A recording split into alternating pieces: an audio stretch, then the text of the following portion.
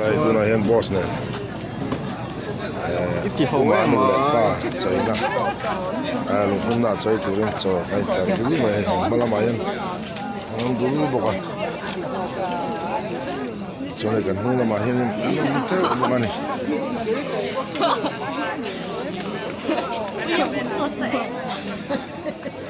boss ấy tổng đó này cái tổng số này còn sáng ấy à có hát chưa xong này cái hồi chung còn sáng ấy thật lẽ chân về rất nhiều anh là nắng bốc sáng ấy bốc sáng nghe sáng ông măng ăn thì mấy mà ăn ấy phải không ồ ví dụ ấy đâu đó nè tốt tốt tốt lâu ấy hay ông về lo cái này YouTube nó upload lại đó nè hậu mấy boss này cho đó tụi nó tar thì mà tay thì cái nào đó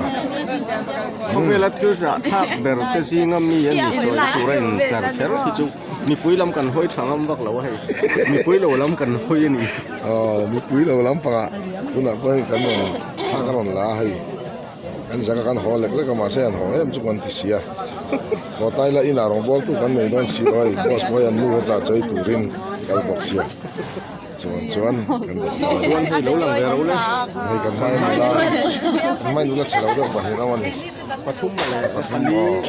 phanga paru kan sir seng nang ai lo